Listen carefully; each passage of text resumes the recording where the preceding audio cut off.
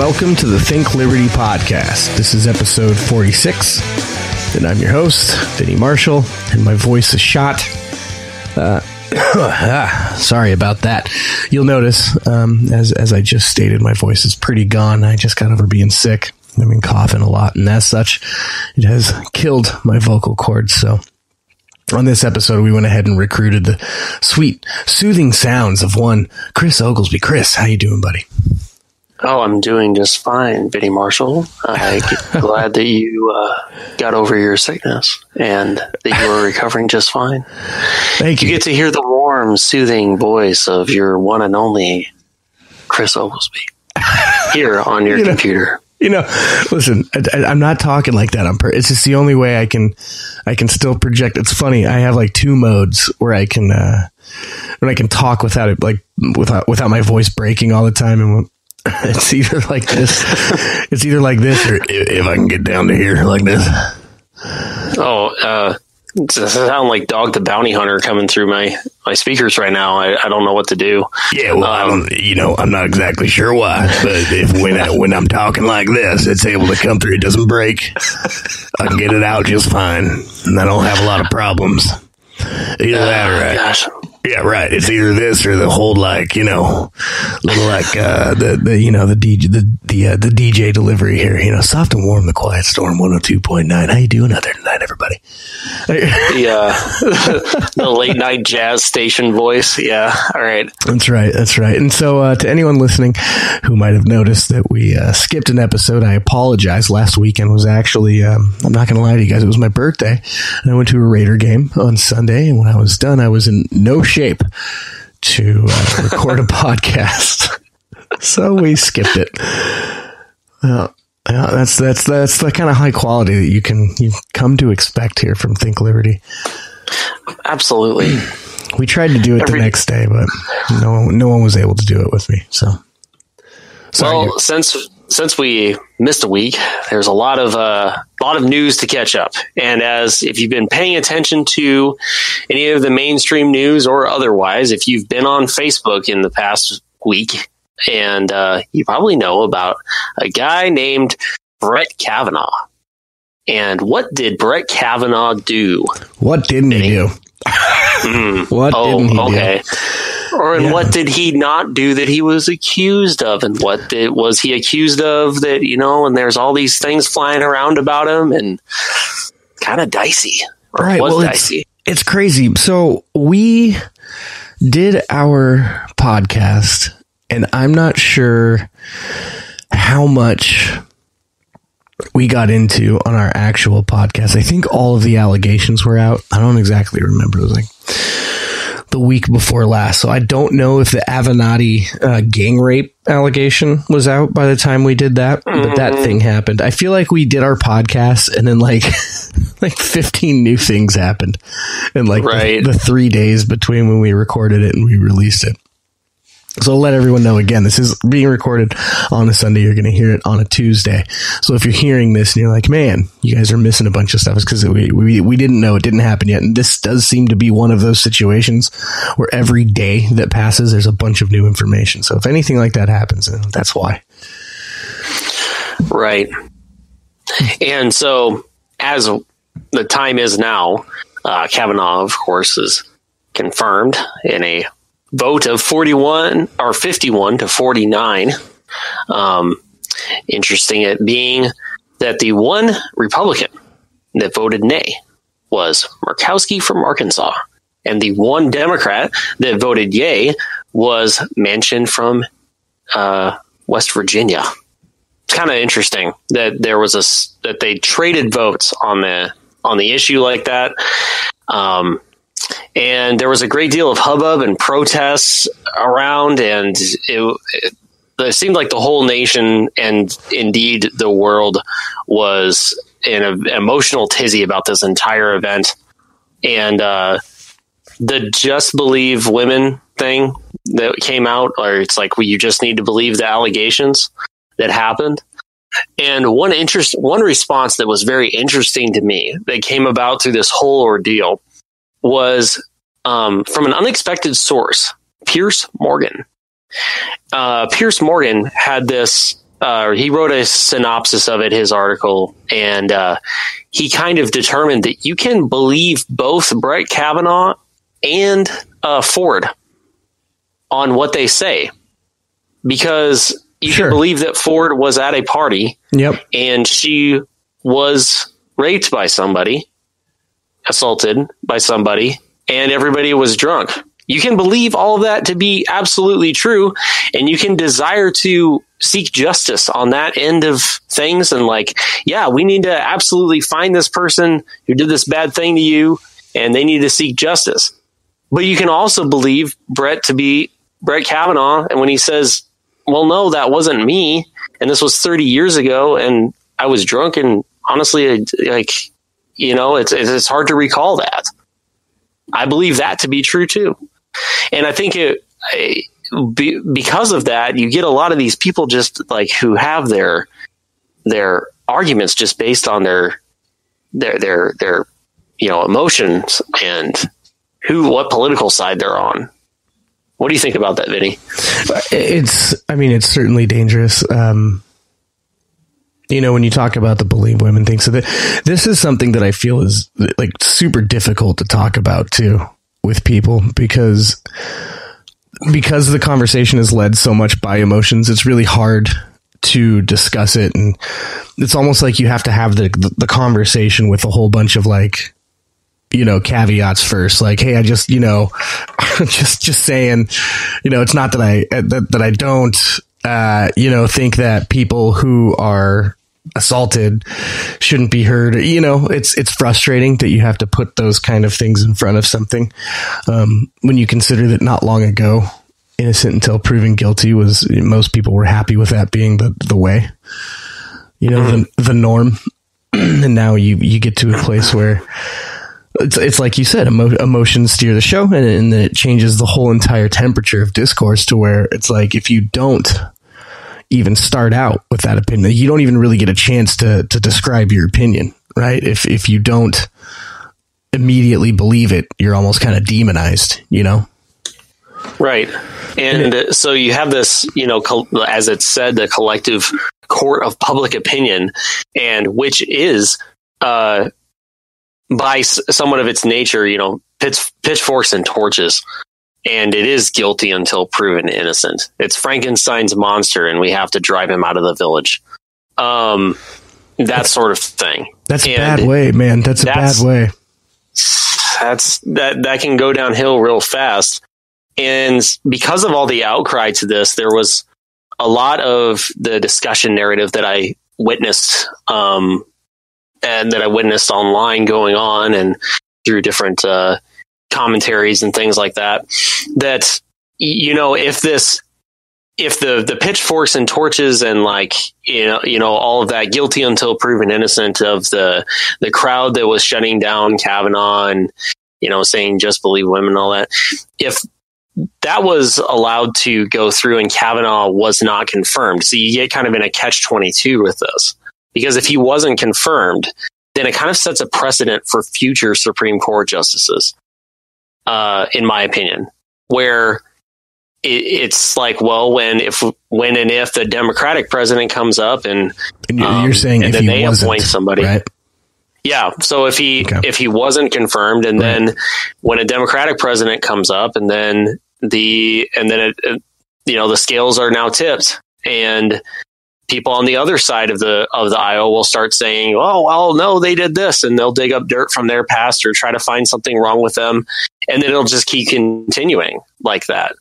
On the other hand, the other side of the catch-22 is a lot of Kavanaugh's stances on the Fourth, and even now with new information, the Second Amendment is pretty weak. Co-authored of the Patriot Act. Yeah, it's on our podcast that we did not too long ago, we were saying there's plenty of things that you can not be a fan of Kavanaugh for that you can prove he did. Yeah, for sure. Yeah, to your point. Mm-hmm. And what's interesting is that the more that's the principled argument, that he kind of was against the Constitution here, was against people's natural rights, or however you want to phrase it that way. That's the principled argument.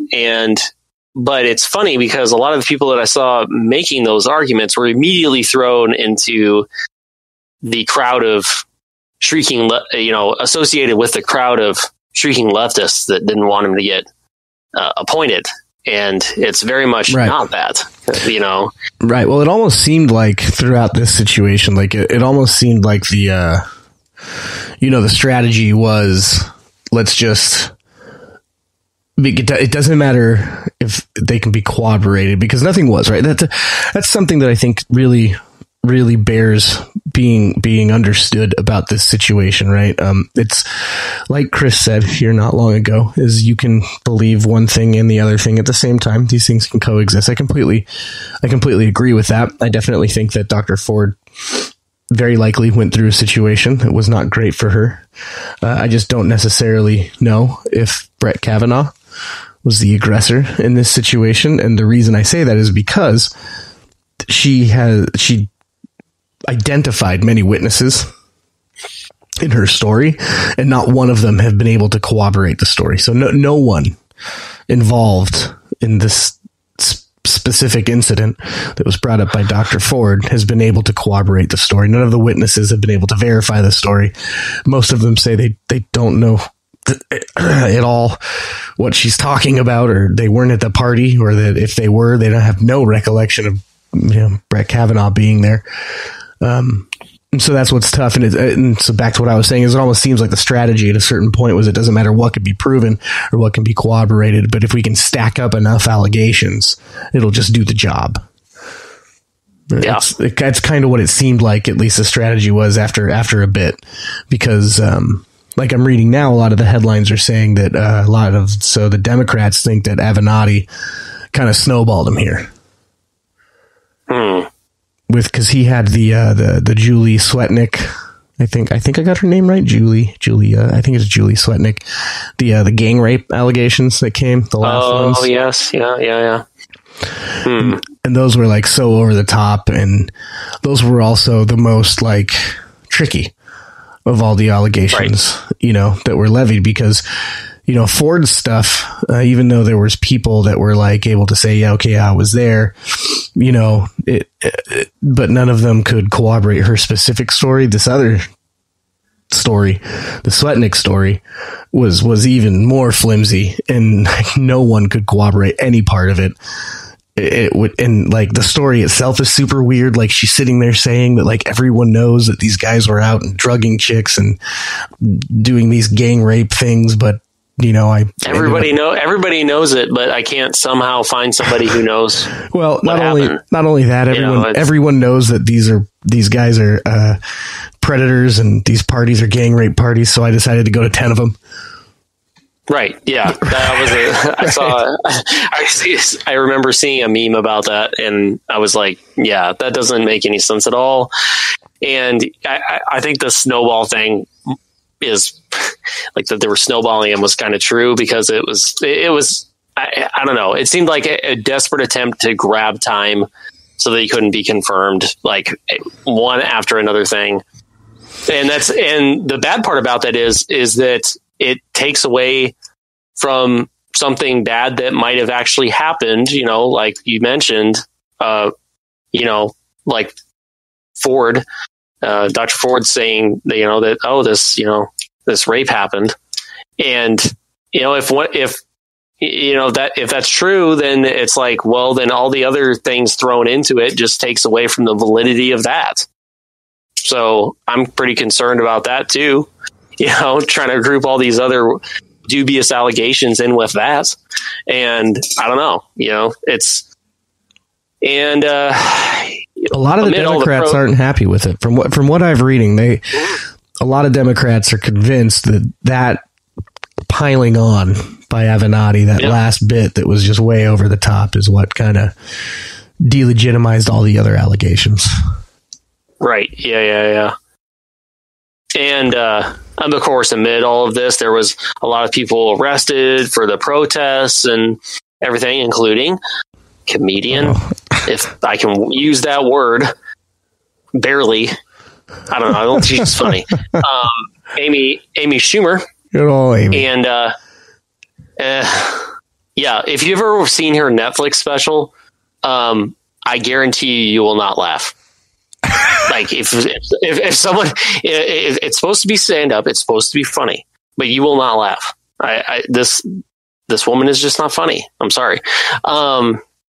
But yeah, so there was a video posted on Twitter of her getting arrested, and I kid you not, the cop, the police officer, he says he's directing people to move to a certain area, and the cop asked her, verbatim, this is what he says: "Do you want to be arrested?" Amy Schumer, yeah, quote, "Yes." Yeah, I guess, it really takes away from like the I was arrested for my free speech. Right. Like, this isn't exactly a Rosa Parks type situation. You know what I mean? Yeah. Like, standing up for what you believe in the face of what, It's like, do you want to be arrested? Yes.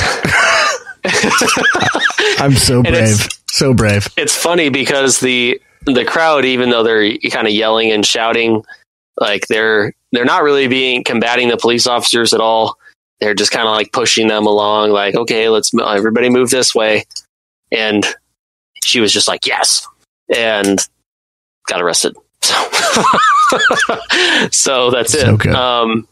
Yeah. And of course when that happened, the narrative that came out was that, Amy Schumer was arrested because she was just protesting peacefully. And I don't know. I find it ironic. Not that I support, state control of that, but some of the narrative funny. Some of the narrative is making a hero out of Amy Schumer, but the other narrative is pretty funny. You get the pictures because so the picture, and I'll put like a link to an article of this incident, but the picture is like Amy, raising the fist, solidarity. She's got her fist up, and a lot of people took that and put like a McDonald's bag in it. Gosh, that is great. I love the internet. It's so good. Oh, man. If there's anything that can be made into a joke, so like there, I suppose all of you are familiar with Rule 34. That there's if there's something that exists, then there's porn on the internet of it. Yeah. There's got to be like a Rule 32 that's like, if anything exists ever, then it has been made into a meme. Like it's been made into a funny meme or something like that. Someone did it. Yeah. Someone did it. Like, yeah, it's pretty hilarious. But yeah, if there's pictures of soldiers in the Civil War digging trenches, it's been made into a funny meme somehow. I swear it has. Oh yeah, someone did it. So going back really quick before we move on to the Kavanaugh thing. So like we said, he got in. So Kavanaugh made it. It is kind of funny. You see those memes now where it's like, oh, if you don't like it, maybe you should take it to the Supreme. Oh, never mind. No, but so something that's interesting, and it's a story I keep thinking about as we talk about this. And I mentioned it a little bit before, but have you heard of Brian Banks, the football player? Brian Banks, the football player. Yeah. I generally do not follow football very closely. Sure. Yeah. So very interesting story. Guy was born in 1985. So he's 33 now.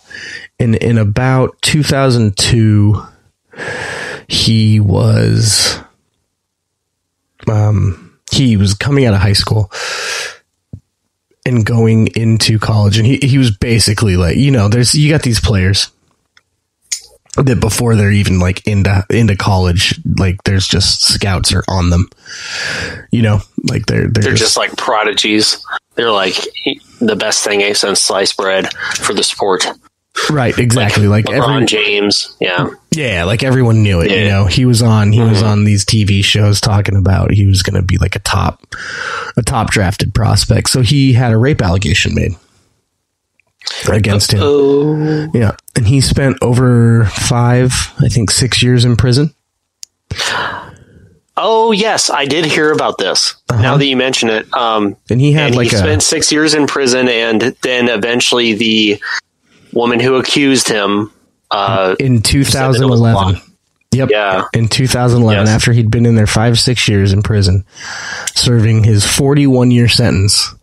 Yes. I think she came forward and said that it was a lie, and he got let out. And he actually, it's a cool enough story in that it was cool that he got tryouts with the Chiefs and the Chargers and the Niners and the Seahawks, and I think he eventually went to play with the Falcons a little bit, and he didn't really do anything of note, I think. But that sucks. That's his life, right? That guy could have been a millionaire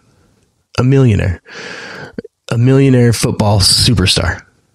Drafted in the first round, doing great things for himself.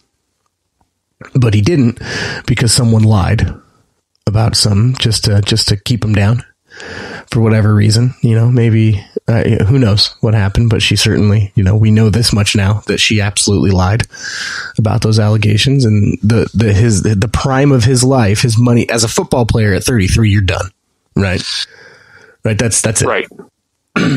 Yeah. You have very little chances to spring back from that, being at that point. Well, there's plenty of people that play at 33. It's just, you're not gonna, right. You know how it goes. Like, you're not going to get started at 33. Right. Of course. And it's just very harrowing to know that someone can effectively ruin your life. After, from a lie, from like one untrue thing that's uttered about you, and your reputation or your career or your livelihood could just be completely, run amok, destroyed. It's hard to think about, for sure. No, it's dangerous. And people like to hate on Trump all the time because he's Trump, and that's fair. That's whatever. But, he did come out and he says that he was concerned about the young men in the country. And I think that that's actually a fair concern, especially when you have stories like these. And then you go and you look at the Kavanaugh situation and you see just how quickly things have gotten to the point where, it's literally a thing now, right? Like, believe women.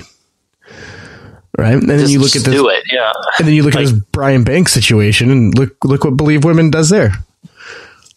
Being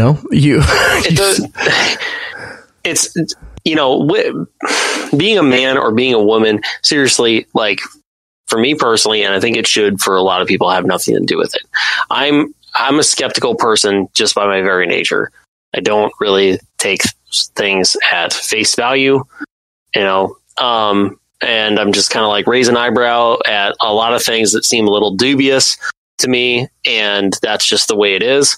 I'm not saying everybody be like me, but the fact of the matter is, like, if someone is a man or a woman, you shouldn't believe them more or less just because of the fact. That's ridiculous. Like, women lie sometimes, men lie sometimes. You shouldn't just believe somebody because they're a woman. That is the most ridiculous thing I've ever heard. Next to you shouldn't believe somebody because they're black. It's just as bad. It's just as dangerous, and we saw that destroy like society in the United States for 200 years, more than that. So, I ain't about that life. You can get out of here with that.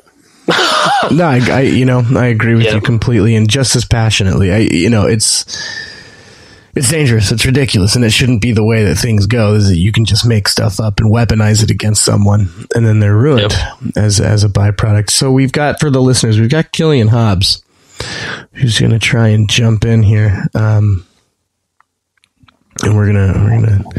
Hey everyone, there he is. Killian, this is only because we have our new platform, by the way. This would have never flown on the way that we used to record our old podcast. So boom, halfway through, Killian joins us. Killian, we're just talking about Kavanaugh here. We've talked about Amy Schumer, whom we did cover the fact that he now is in He's made it in, and we were talking about some of the dangers of the Believe Women crowd, who don't seem to care so much about truth or facts as much as they care about getting behind people who levy allegations. And I brought up, have you heard of the Brian Banks situation, Killian? Vaguely familiar with it. Jog my memory a bit more. Yep. He was a prospect at a high school. One of those guys that he's already on the ESPN shows coming out of high school because they think he's going to be, that high a pick in the NFL. And in 2003, he had some rape allegations that were made against him, and he spent 5-6 years in prison. And it turned out to be a lie. The accuser came out and said that it was not true. So we were just talking about kind of how dangerous that way of thinking goes, and how the strategy for the Kavanaugh thing seemed to have been, well, if we could just stack up enough allegations, it doesn't matter if they're true or not, we can just kind of like muddy this guy's name and get him out of the limelight. Well, I mean, that's what happens whenever you mix tribalism with politics. I think when it comes to the Kavanaugh situation, I mean, there's a lot of different takes on it. Obviously the left is against him for whatever reason they can try to pin to him. And they're trying to take the same approach they do with, well, damn near everything, which is try to throw some form of identity politics against him. I mean, if it wasn't a rape allegation, then they probably would have been some kind of confrontation regarding, a comment that he might have cracked a bad joke back when he was 20 or something like that, since they seem to have no problem going back 35 years to dig stuff up for this. On the right-hand side, you got people saying that we don't care what he's done. He could have, been Kevin Spacey 2.0, and we're still going to vote him in just to spite you because he's on our team. And then you got libertarians that are just mainly focusing on the Fourth Amendment side rather than just about anything else with it. So, I mean, everyone's kind of taking their camps on it. But just like anything else with politics, when we throw out facts, logic, reason, and due process, we end up with an 89-day shitstorm like we had with Kavanaugh. Oh, it was just a mess. I saw a guy on Twitter. It was a pretty funny tweet. His name was Brett Kavanaugh.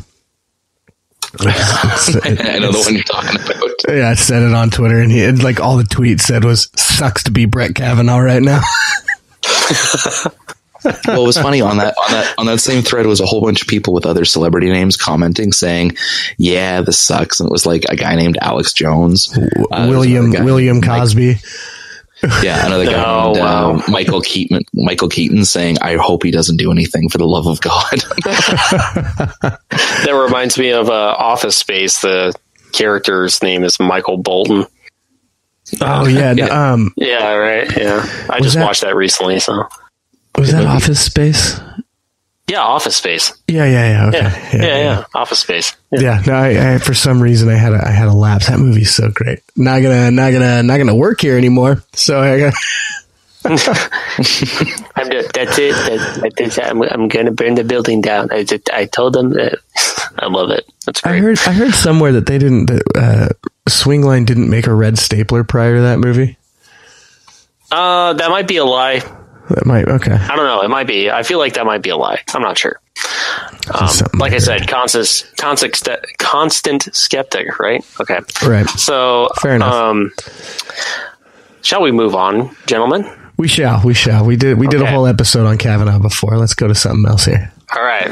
So something else kind of very tragic, actually, as 20 people were killed in a horrific limousine crash in upstate New York.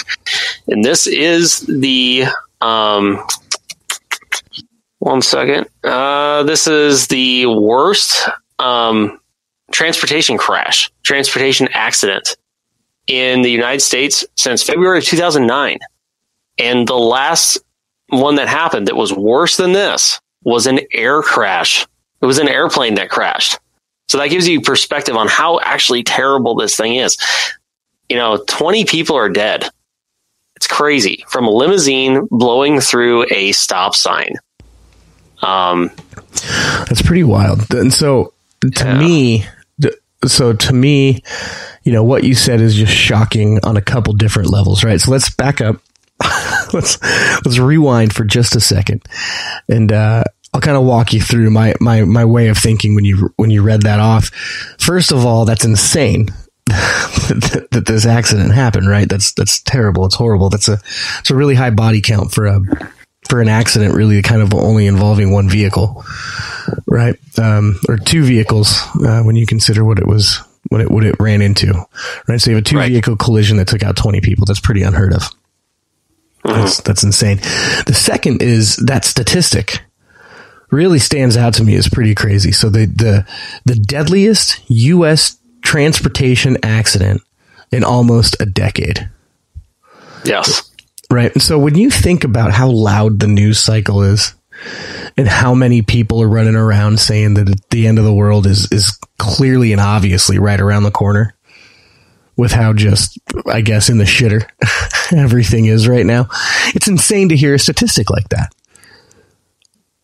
Is that a 20? And look, don't get me wrong. I'm not trying to dismiss the severity of this. This is a, pretty horrible situation, but to hear that the deadliest accident in U.S. transportation in nearly a decade is 20, I would have assumed, without looking at statistics or anything like that, or knowing about the story, if someone would have asked me, do you think, just give me a guess on what you think the most deadly U.S. transportation accident was in the last 10 years, I would have probably come up with more than 20 for a body count. Yeah, I mean, because if you think about what if a Ford Excursion full of a family crashes into a school bus full of kids?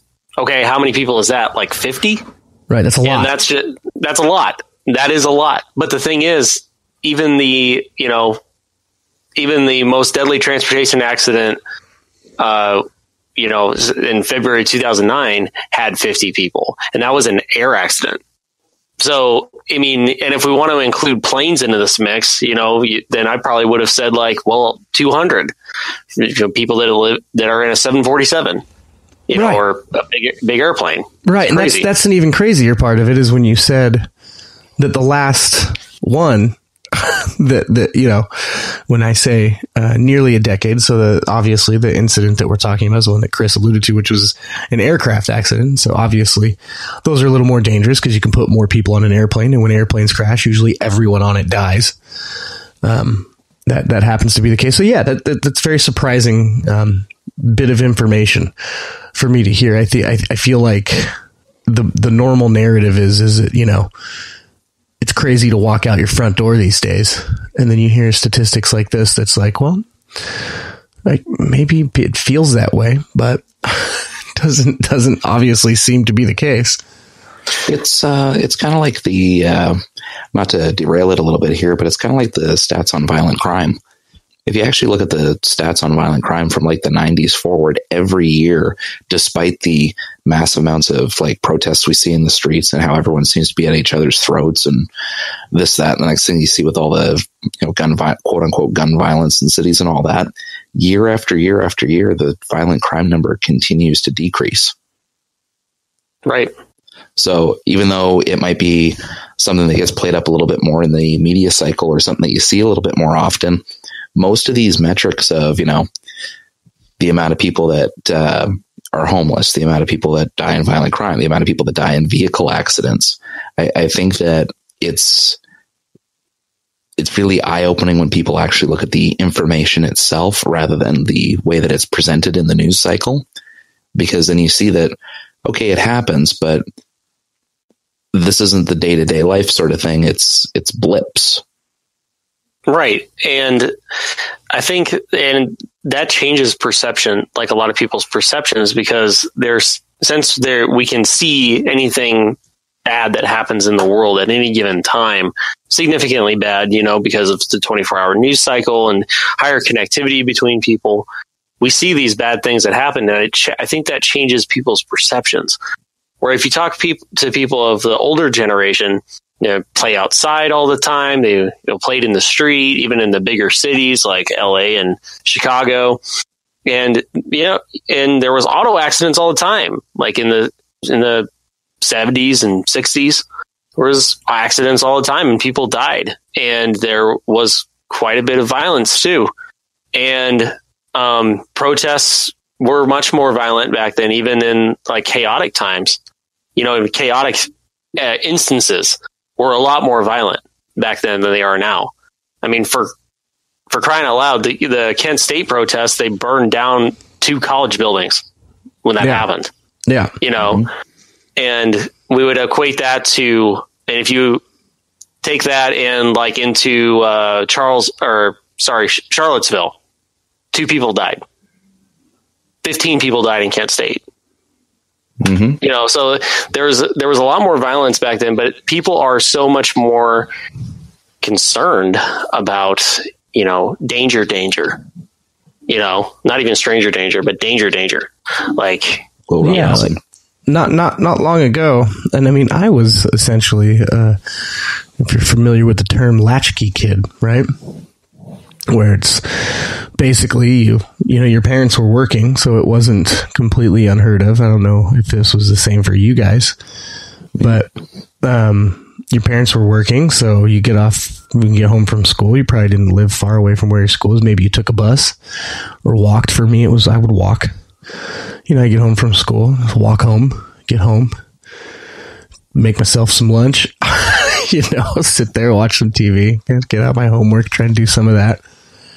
Maybe see what my friends are doing all by myself, right? I get off school, maybe like 2 or 3. I don't even remember. It's been a long time, but your parents come home around 5 or 6 or so, some hours later. That's kind of unheard of now, right? I feel like it is. I feel like it might even be seen as irresponsible for you as a parent to do something like that and to have your kids so out there in the world and on their own. Well, think about it like this. Think about it like this, right? So maybe it's more apparent for me because I'm a parent, but like, then it was, you walk home from school. Like I said, that whole scenario, you walk home from school, you get home by yourself, all of this. Parents don't even get home till hours later, right? It's like, you're kind of looked down on in this day and age if you have to like go to the store and you leave your kid at home. Right.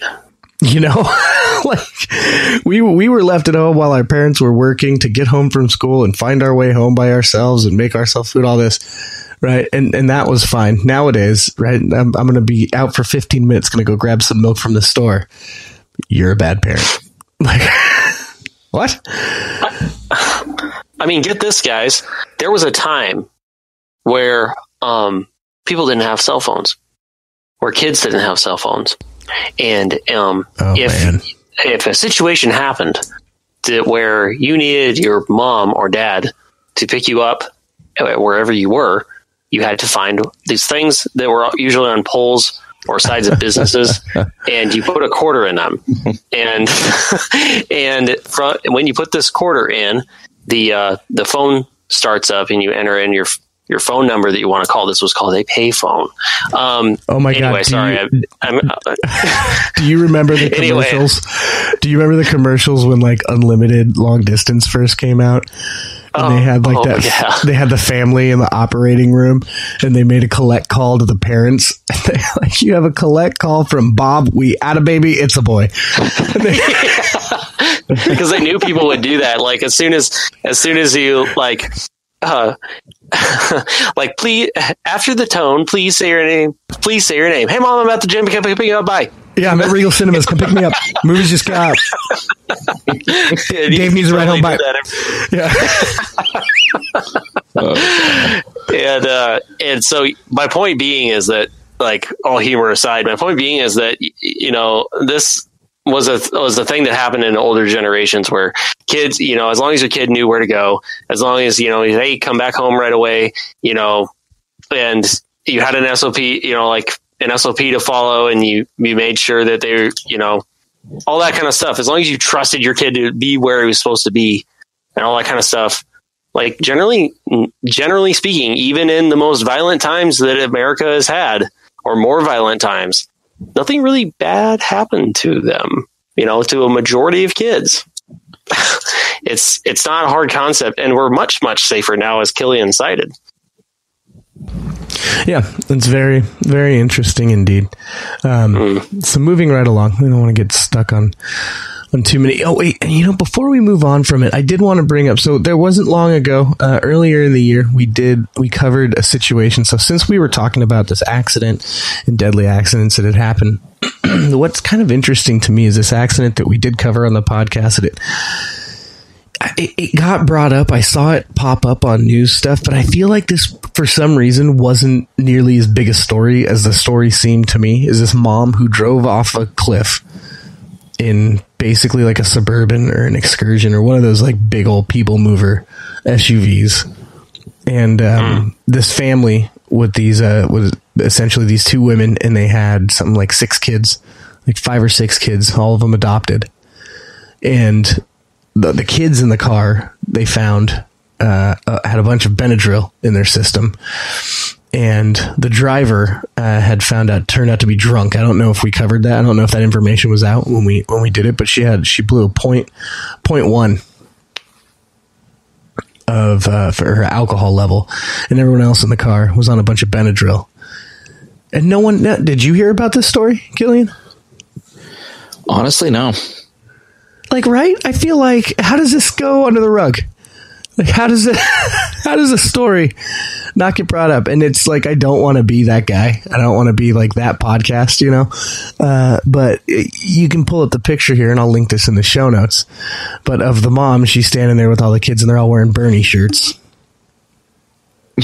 So, it's your typical Bay Area progressive family here.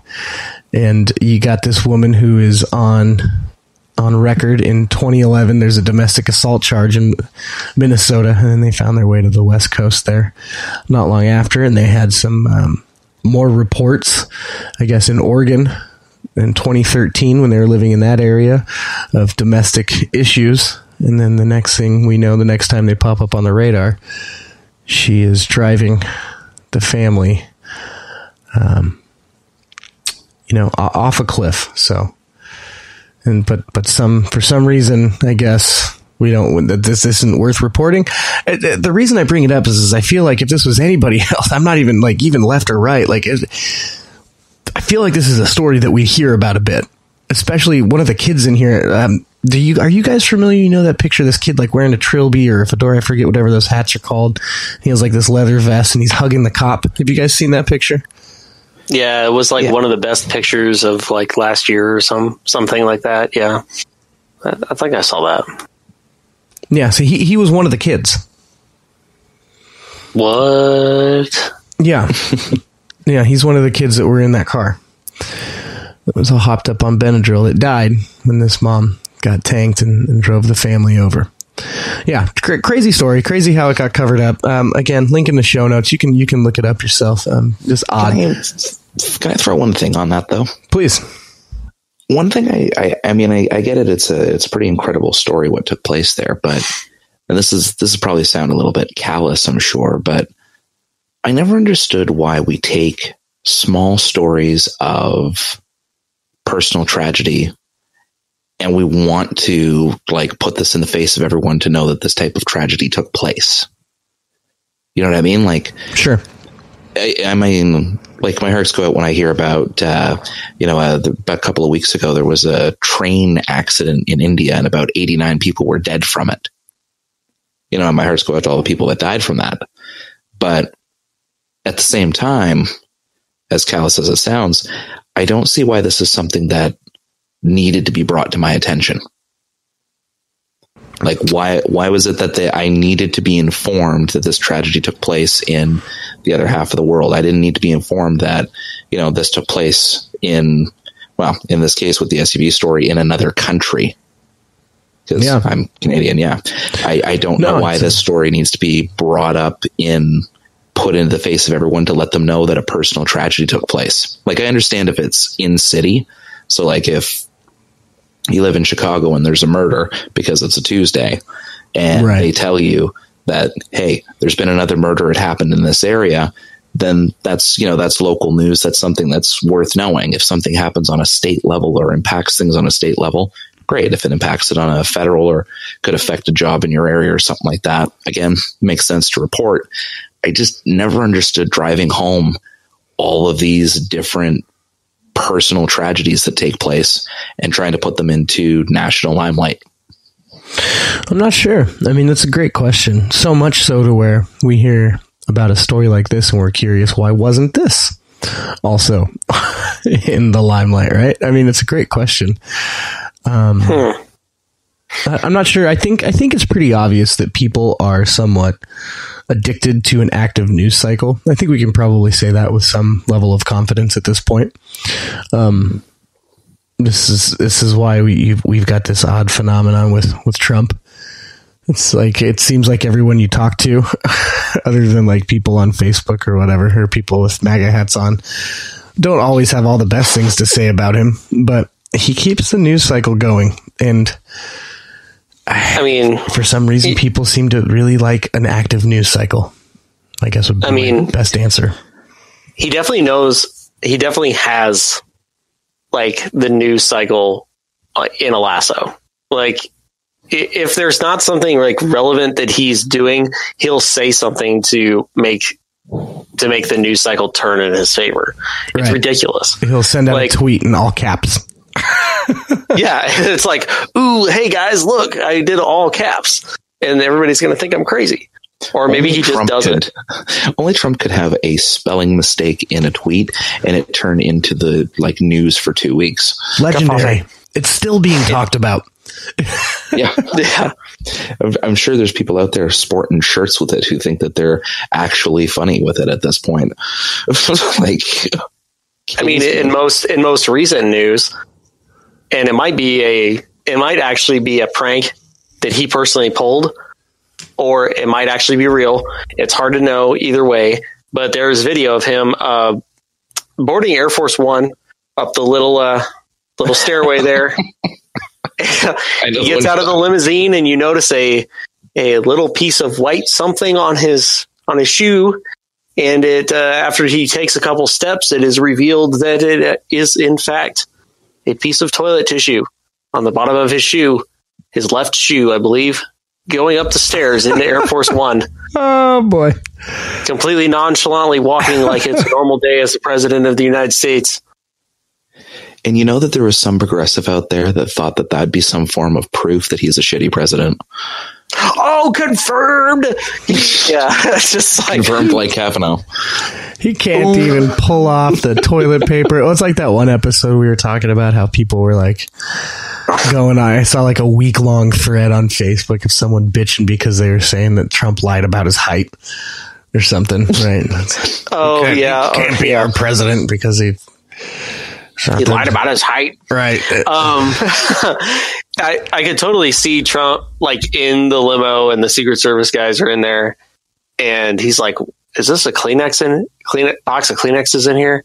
Oh, hey guys, watch this. And just sticks it to the bottom of his shoe. Like just to see the media freak out. Could totally see that happening too. Probably just forgot to pull the toilet paper. The stuff he does, like, man, like some of his policy, I'm like, God, it's terrible. And then like you see some of the crap he does and you can't help but just like laugh your ass off, like doing like the 2-point fade with the paper towel rolls. Dude, you're killing me. Like you're killing me. Like I'm still laughing about that. Like, perfect spiral paper towel roll right into the needy people. Gosh. Just fading back and whoop. Oh my God. Every time. He also, by the way, is not an Indian, but he's more Indian than Pocahontas. The word, God, I know he's so crazy with this stuff, man. He ridiculed Elizabeth Warren's claim of American Indian heritage, mockingly calling her Pocahontas. Because she's, but the funniest thing is that he takes these swings at people that like kind of deserve it at this point, right? Like Elizabeth Warren is like totally insane with this stuff she's talking about. Like when she comes out saying like, look at my cheekbones. Clearly I'm Cherokee. It's like, dude, are you serious? And then so like Trump will swing at her and everyone will say he's insensitive. But if you actually like look at the broader picture, it's like, no, she is insane. And it's okay if you like, oh no, I'm not defending Elizabeth Warren at all. It's just, it's like I said, he'll lasso the news back when he needs to. This is just the quote, and it's great. Yeah. My point is, I have high cheekbones too. Maybe I'm an Indian, but I'm not going to do very well, Trump said as the crowd cheered. The whole thing has been a fraud. God. I'm talking about so many of these people. I'm hitting them so hard, they're disappearing, okay? Did he say that? Did he say yes, that? He did. He's hitting them. He did say that. Trump continued ripping on other political Democrat challengers, including Senator Cory Booker and sleepy Joe Biden. Oh, Spartacus himself, Cory Booker. Oh. Gosh, they're bringing it on themselves. It's like, did you hear what he said to the reporter? I did not. He said it was something, and it's so like the way he does it. That's the thing, right? Is the way he does it. He does it to manufacture outrage, but you can know that he can walk it back. Vinny, no, that's ridiculous. You're telling me that a politician says something to manufacture outrage? Yeah, and it's hilarious. Got to be high. She asked some question, and she said something, and he corrected her. Because she was incorrect about the question that she asked. And then she said, sorry, I don't know what I was thinking. And Trump just had this little smile, this little grin, and he says, it's because you're never thinking.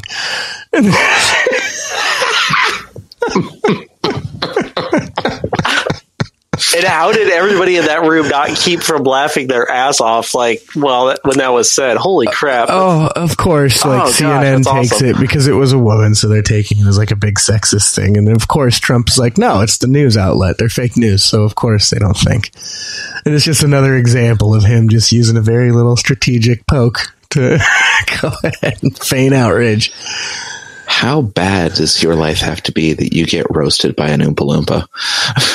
Oh, jeez. That's the thing, though. That's the thing, though, is people get so obsessed with finding something that he's saying that they can just lose it on. That it's come to the point to where he doesn't even need to be all he needs to do is understand that they're going to reach. He doesn't need to be super smart. He doesn't need to be super clever or super quick. He just needs to know that they are going to go out of their way to try and get him. So he's able to do stuff like this. It's like with this policy, he's basically become reverse psychology incarnate.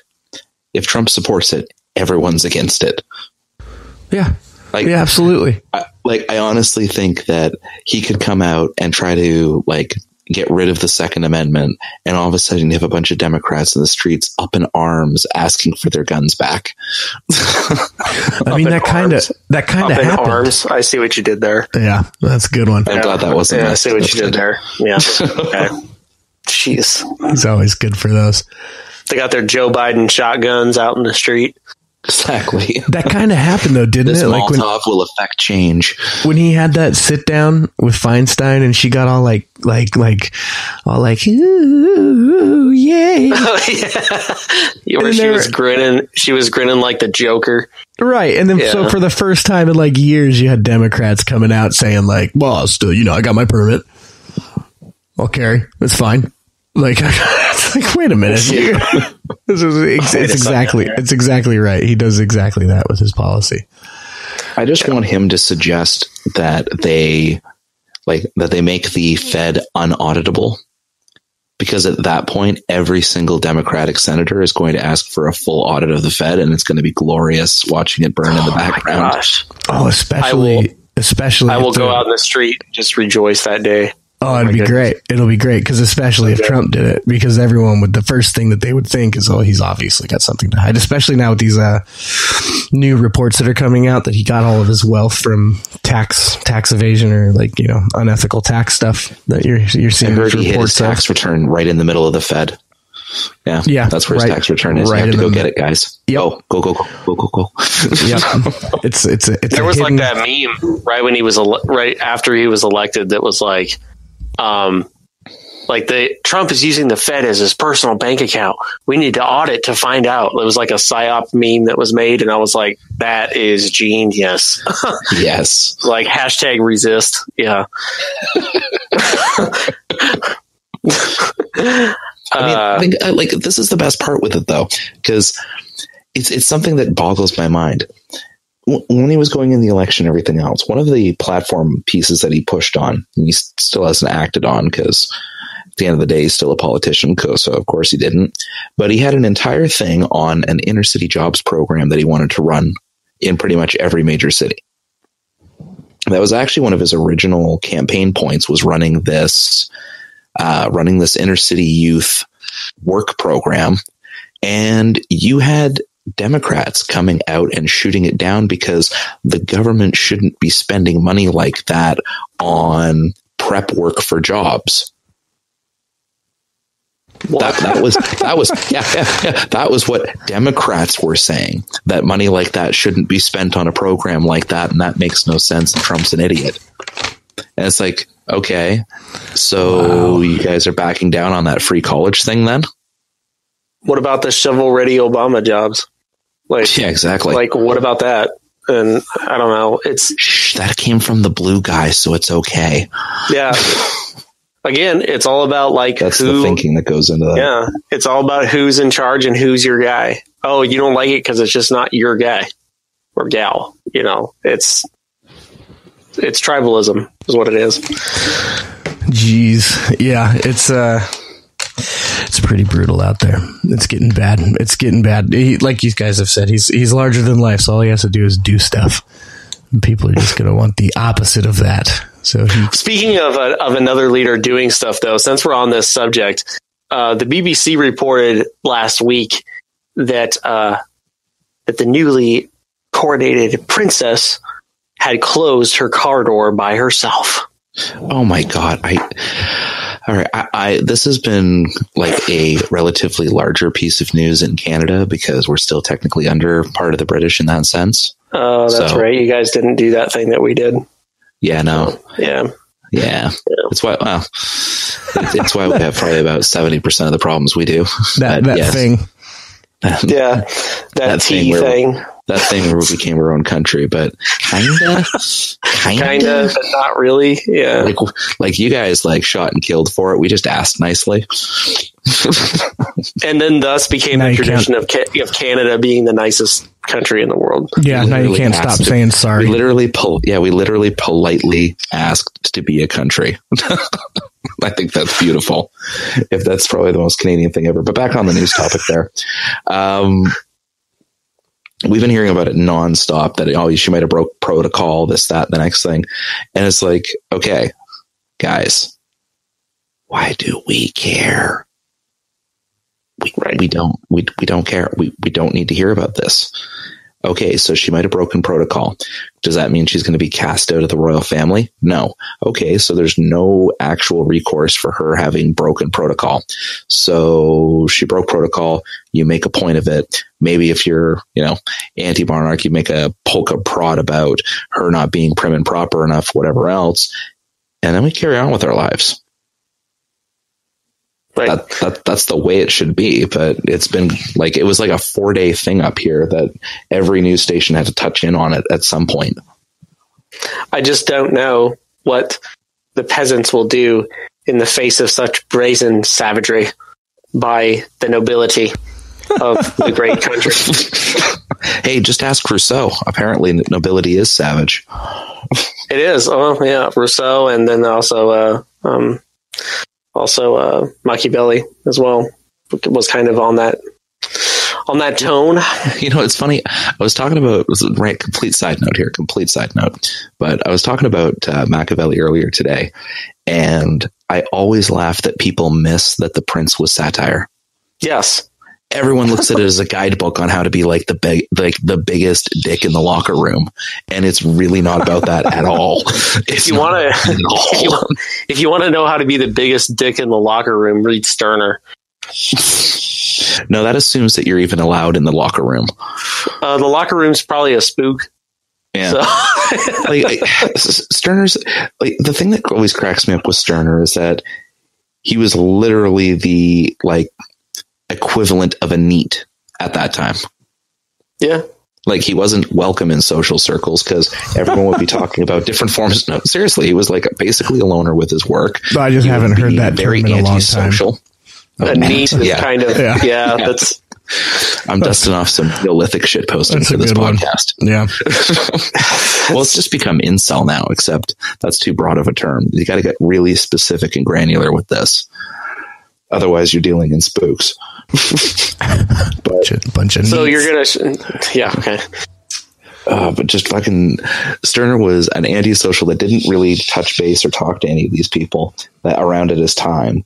And the bulk of his philosophy, and I know there's going to be people that listen to this and are going to want to fight me on it and say there's a bunch of nuance to it and all that sort of stuff. Oh, I might fight you on it, but go ahead. Everyone else is having a conversation about moral engagement, economics, societal functions, et cetera, et cetera. He walks up and says, those are spooks. They don't matter. And you ever seen that meme where it's like the guy with the fedora and he's like 400 pounds and and that's when I told him it's this flying spaghetti monster. And then the rest of the crowd is over on their own, actually having a discussion with him just off in the corner. Yeah. That is Stirner to just about anything related to economics, philosophy, or politics. I don't doubt it. He's the guy in the corner saying, yeah, well, that doesn't matter because it's all a spook. Great. We're going to be over here still discussing it. That's kind of I feel like that's a misinterpretation, but it's definitely a discussion for another day. For sure. I don't know. No, it's definitely a discussion for another day.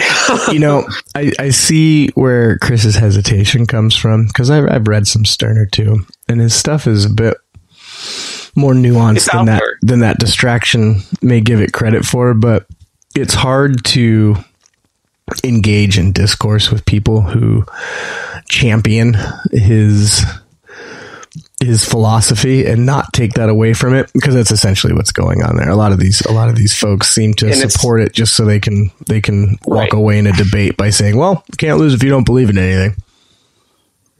Right. And I mean, it's not to say that the people who champion his philosophy don't understand. Like, the people who champion his philosophy, not all those people understand the nuance behind it either. Not to say that I completely understand it. I'm not a complete Stirnerian scholar. Stirnerian. Stirnerian. I don't know how you say that. Wow. Don't call yourself Stirnerian. Some people might try to steal. Yeah, that was going to be a great joke, but I just fucked that right up. Never mind. Damn it. Well, I guess your joke is actually a spook now. Oh.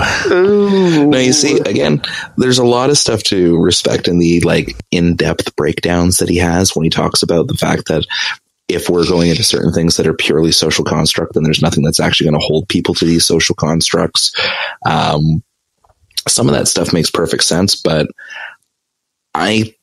while the source material is important, I end up judging most ideologies by the people who are going to practice it. Yeah. And like you guys said, egoism might be all right. Egotists, that's when we get into some troubled water here. Yeah, that's something to talk about.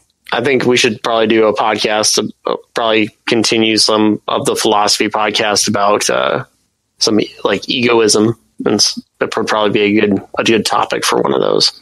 Yeah, I think it'd be good to do because essentially so far I think we've covered a pretty basic subset, right? Like, we glazed over some of the older guys pretty quickly so we could move on. We did one on objectivism. We did. Randian, yeah. We did, and then we covered some of the older guys. We covered like Kant and some of those guys. It'd be good to get back to that and cover some of these lefties a little bit. Man, I hate Immanuel Kant. Yeah, I hate him too. Not even for what he says. Not even for what he says. I mean, even if regardless of where you stand on what he believes in, he gives boorish intellectuals a bad name. Like, he gives boorish intellectuals a bad name with the way that he writes. It is fucking suffering to read his work. Yes. Yeah. On the note of philosophy, though, I do have a podcast that airs on Thursday that focuses in on philosophy. So maybe I have one of you guys come on as a guest at one point. We can go through the finer points of Stirner or something along those lines. I would be delighted to do so. That'd be nice. Because I'm actually working through an ego in his own as we speak. So, yeah. Not at this exact moment, but I'm reading through it. So. I was going to say, like, we're trying to do a podcast here, man. You should. Yeah, you need to get your head out of that book. Yeah. Hold on, I'm almost finished this chapter. Exactly. All right. Well, on that note, I think this is pretty good. We've been going for a minute here. I can give you guys your evening back. So thank you for everyone that is listening, and thank you, fellas, for your time here. Killian, thanks for just jumping in halfway through. That's a nice little surprise for the listeners. Is there anything that anyone else may want to mention here before we get out of here? Hit the little subscribe bell on the website so you get all the articles daily. And, well, I already told you about what I do on Thursdays, so I'm good there. Yeah, we got all the other... Go ahead, Chris. If you have any... sorry. I think... Yeah, I interrupted you. No, you're all good. If you have any suggestions or for any topics you would like to see discussed in the podcast, please feel free to comment and drop us a line on our Facebook page or on Twitter or any of your other social media you prefer. Yeah, we try to pay attention. If you have something to say, you can either leave us a message like Chris said, or you can go onto our website and find the contact form and submit it there. But either way, we'll do our best to listen and get back to you. So thanks again for everyone listening. Thank you guys for joining. And whether or not anyone likes it, we'll probably be back again.